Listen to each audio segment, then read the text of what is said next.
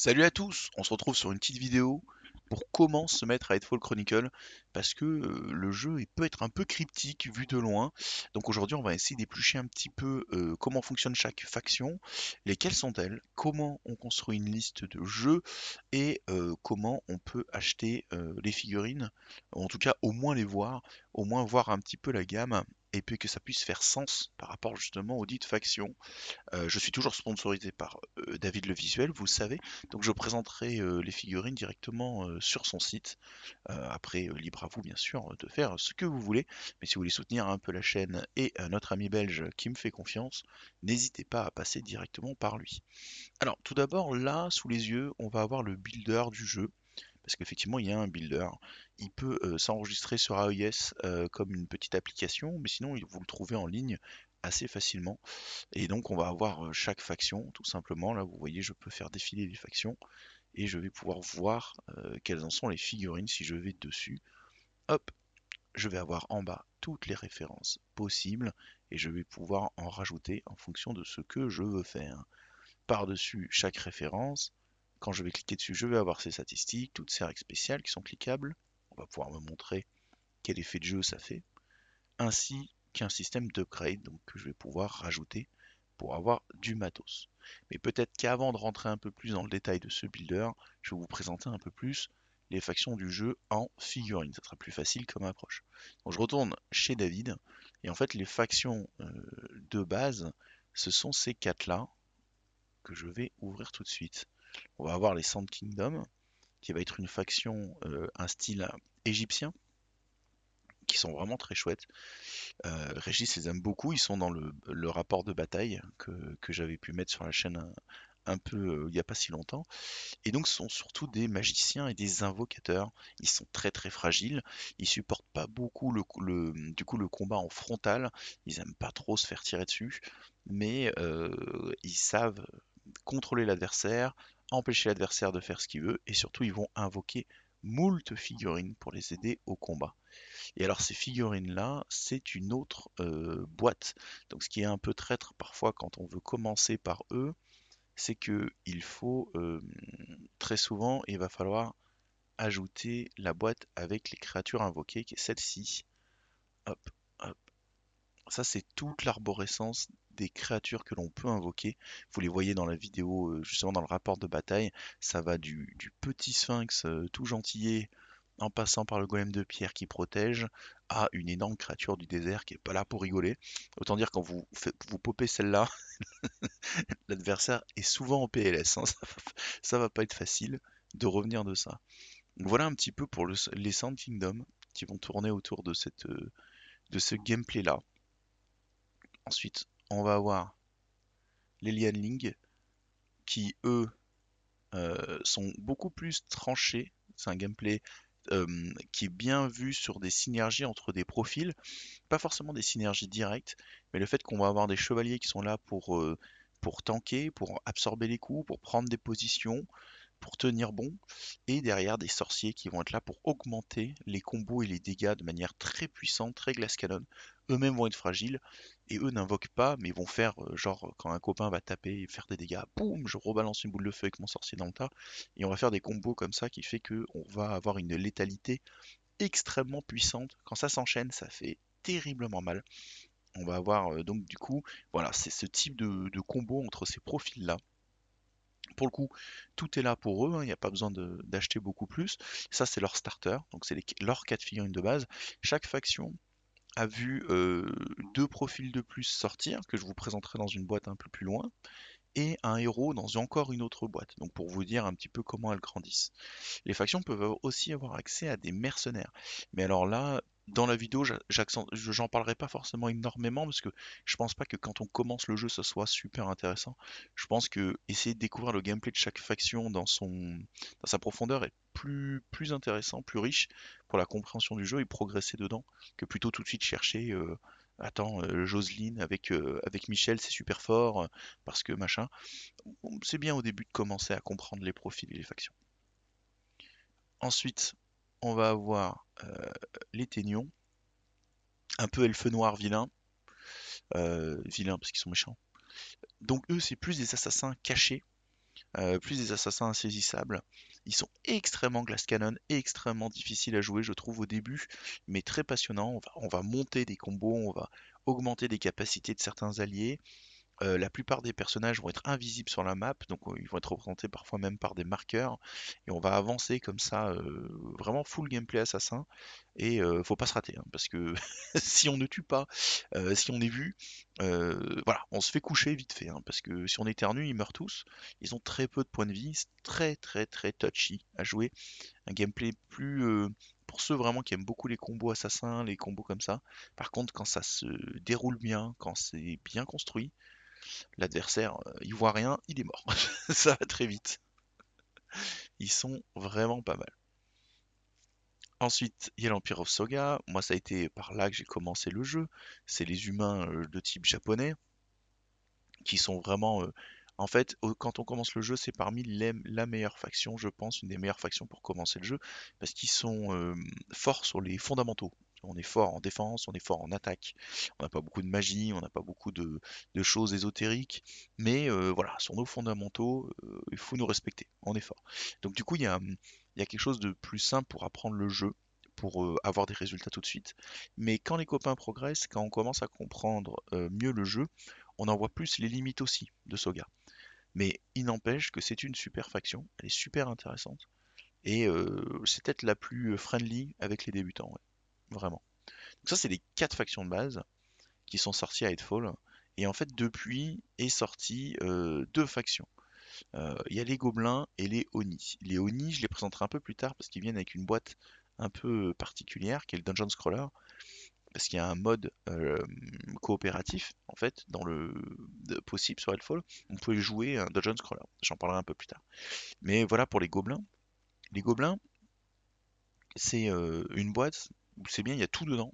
Il y a pas mal de figurines et la force, c'est que c'est une faction qui est comment dire, elle est à part. Elle n'a pas accès aux mercenaires et elle peut jouer que ses profils à elle. Elle en a pas des centaines non plus. Mais dedans, il y a toute la polyvalence que le jeu peut proposer. Il n'y a pas d'invocation, mais on a des petits profils qui peuvent agresser, qui peuvent harasser. On a des gros, on a des supports, on a une chamane sorcière qui fait tourner tout ça. C'est une faction passionnante, vraiment passionnante et très très aboutie. On l'a joué un petit peu avec Régis, c'est lui qui la joue et elle me passionne, hein. Vraiment, je trouve cette faction extraordinaire. Si demain je devais aller en tournoi, je prendrais celle-là, je pense, parce que c'est pas une question de puissance, c'est une question de boîte à outils. Et moi, je suis un gros joueur de boîte à outils et c'est une boîte à outils exceptionnelle, je trouve, Gobelin. Assez contrastée dans les profils, un peu comme on a vu chez les chevaliers, mais c'est plus souple, c'est moins carré. J'aime beaucoup. Voilà. Ça, c'est un petit peu pour les starters de base. Maintenant, si on s'intéresse un peu à la suite, on va avoir déjà les starters de base, on peut les acheter seuls, ou alors ce qui est vraiment assez intéressant économiquement aussi, c'est aussi de les acheter. Il y a des boîtes double starter, entre guillemets, où c'est un starter contre un autre, plus un élémentaire, et on a pas mal de matos de jeu avec. Donc ça, c'est assez riche. C'est pour un prix qui est correct, hein, on est autour de 80 balles. Et en fait, la force de ce truc-là, c'est que ça, deux joueurs jouent quoi. Pour 80 balles, avec un pote, tu joues. Tu joues et il y a pas mal de rejouabilité parce que le temps de comprendre ces figurines, le temps de rentrer dans les détails, de changer les équipements, de choisir un peu mieux les stratégies, puis il y a beaucoup de stratégies. Il y a le bouquin des règles avec aussi. Et ben en fait, il y a une vraie profondeur de gameplay déjà juste là. Nous avec Régis, ça nous avait occupé un bon moment hein, avant de qu'on pète un peu les plombs et qu'on rajoute beaucoup de figurines à nos possibles. On était déjà bien là comme ça. Donc c'est des bonnes boîtes pour commencer le jeu. Ça, donc c'est le réinforcement qui est sorti par la suite. Donc les figurines peuvent s'acheter à l'unité dans chaque faction. Vous n'êtes pas obligé d'acheter le pack avec toutes les factions, bien sûr, heureusement. Mais voilà, en gros, pour vous dire, chaque faction a gagné des personnages. Voilà, donc les elfes noirs, ils ont gagné une nana, une lancière qui monte sur un énorme chat, qui est magnifique. Les japonais ont gagné un maître archer, un maître au sabre. Euh, et les Sand Kingdom, une nanacha du désert qui fait de la magie et qui peut avoir des styles différents. Et les chevaliers, pareil, soit un support mage combat, soit un support mage plutôt blast à distance. Donc en fait, du coup, ça permet d'ajouter de la profondeur de gameplay dans ce qui était déjà là. Donc voilà le Dungeon Scroller, que je trouve vraiment très intéressant. Voilà la boîte du Dungeon Scroller, que je trouve très chouette parce qu'il y a vraiment de belles figurines dedans. C'est là où il y a toute la faction des Oni, donc déjà on va avoir cette waifu, hein, disons les termes, hein, cette magnifique jeune femme qui est une invocatrice qui, voilà, qui laisse des souvenirs, hein, elle est assez copieuse. Avec vont venir donc du coup des Oni qui vont servir un peu de PNJ d'adversaire dans le Dungeon Scroller. Comme vous pouvez le voir, le niveau de sculpture augmente avec le temps, hein, chez Headfall Chronicle, on voit que ça, ça devient fou quoi, hein. Moi j'aime beaucoup ces figurines-là. On va avoir les morts vivants, on va avoir donc et les fameux 4 héros, donc les héros du Dungeon Scroller, qui sont chacun un leader pour les 4 factions de base. Donc voilà, donc ça, c'est une bonne façon aussi d'augmenter un petit peu une faction que vous avez, ou plusieurs. Et donc du coup on va avancer, vous connaissez un petit peu ce genre de principe, sur des tuiles, faire des missions, augmenter les profils, les personnages vont changer au fur et à mesure, et avoir tous ces ennemis. Ça c'est pour le côté donc Dungeon Scroller en coopératif. Ça peut être une excellente façon de découvrir aussi le jeu. Comme le jeu est létal, il n'est pas facile, il y a des joueurs qui pourraient être frustrés de se battre l'un contre l'autre, pas forcément y arriver, qu'un joueur ait un peu d'avance sur lui ou quoi, et que parfois on passe des mauvais moments si on n'aime pas trop ce côté sportif de la défaite et de relancer une partie. Moi je sais que j'aime bien ça, donc ça ne m'a pas choqué, mais je sais que certains joueurs c'est pas trop leur truc, et je respecte ça, il n'y a pas de souci. Donc le Dungeon Scroller peut être une approche plus douce, plus tranquille, parce que le coopératif, ben, on perd ensemble, on gagne ensemble, donc c'est beaucoup plus sympathique, on va dire. Donc ça peut être une bonne approche de jeu. Et du coup, dedans, Léonie qu'on a vu, ben, tout cela, ils forment une faction. Et comme ils forment une faction, alors on revoit un peu plus toutes les figurines, comme ils forment une faction, c'est aussi la façon de jouer les Oni. C'est-à-dire qu'en achetant cette boîte-là, les morts-vivants, les Oni et la Daronne Oni, ce sont une faction. Une faction qui est très riche, qui je trouve très destructrice, très puissante, mais difficile à bien jouer parce que les personnages forts coûtent très cher en points. Du coup, la création de liste, elle est très étriquée. On est souvent sous nombre, et donc il ne faut pas faire d'erreur. Par contre, quand un Oni frappe, ça laisse des souvenirs, hein, ça fait du trou. Donc c'est vraiment une faction un peu comme Soga, mais comme si on avait que des grands héros, quoi. Avec des zombies un peu plus diminués à côté. Voilà pour le Dungeon Scroller. Personnellement, j'ai pris la boîte, je suis en train de le dépatcher, je suis en train d'apprendre un peu les règles. Je vais jouer avec ma compagne et je vous ferai des retours et très certainement une vidéo dès que j'estimerai que ça soit suffisamment pertinent pour que ce soit sympa à voir. Donc voilà un petit peu pour un peu après il y a d'autres boîtes, si je peux rentrer un peu plus dans le détail, mais par exemple les Elfes Noirs ont gagné un starter qui est tout récemment sorti avec un leader et deux nouveaux personnages à côté, donc ce qui augmente encore plus leur faction. Donc on voit que Shadefall ils veulent bien sûr continuer de développer leur faction, même les anciennes, sur les 6 là, les toutes premières, et donc ça augure du bon. J'ai pu lire un peu les profils, ils sont assez intéressants, les figurines sont très très très très belles. Figurine d'ailleurs, on va en parler rapidement, mais c'est de la résine, c'est super propre. Parfois, souvent un petit peu tordu, mais c'est normal, c'est dû au matériau, un coup d'eau chaude et c'est de nouveau bon. Mais c'est à monter, c'est un plaisir, à peindre, c'est extraordinaire. Moi, je suis pas un très grand peintre, vous le savez, mais mon pote peintre m'en dit du bien. J'ai pu en passer une ou deux figurines à un copain qui a aussi mis les pinceaux dessus et qui m'en a dit du bien. Donc c'est pas mal, pas mal, pas mal. De retour sur le builder. Alors, on va peut-être se faire un petit starter Soga, hein, voir un peu comment ça se construit. Tout bêtement, je rajoute des références avec le plus. Le daron des Soga du starter, c'est le clan champion qui est là. Clan champion, on va voir donc ses statistiques qui sont là, toutes ses règles spéciales. Comme je disais tout à l'heure, tout est cliquable, pratique. Et il vient avec une Kitsune, une Onitaoshi et un Bushi. Les parties types sont en 85 points, vous le savez, et le starter fait 73 points. Ce qui permet de compléter avec de l'équipement. On va pouvoir aller chercher une lance par exemple sur le clan champion, la Kitsune si elle veut un Lucky Charm ou des choses comme ça. On va monter la liste grâce à des équipements, à des capacités qu'on va mettre sur nos personnages qui vont amener non seulement de la rejouabilité mais aussi de la spécialisation. C'est-à-dire que plus tard, quand vous commencerez à jouer un petit peu contre le copain qui jouera Sand Kingdom ou un autre crew, vous pourrez vous dire ouais, mais en fait ce que j'ai besoin comme outil contre lui c'est ça ou ça, et vous verrez que le jeu offre des options par les équipements aussi, au-delà des profils, par les équipements.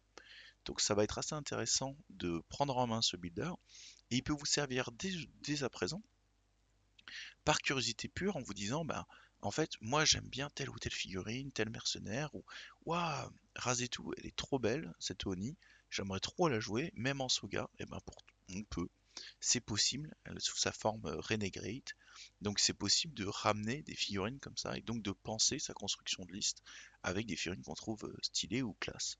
Donc c'est une bonne façon aussi de voir en amont quelle faction vous attire le plus, quelles sont les figurines que vous aimez beaucoup dans le jeu, que vous aimeriez jouer ensemble. Voilà. Donc le builder, je trouve qu'il est assez réussi. Euh, alors, après, parlons de quelque chose qui peut être quelque chose d'assez important pour vous. C'est par la suite, j'aimerais vous toucher mot à propos de la version française. Elle est en travail, alors ça saute un peu d'une main à une autre, mais c'est un projet que l'on veut voir aboutir.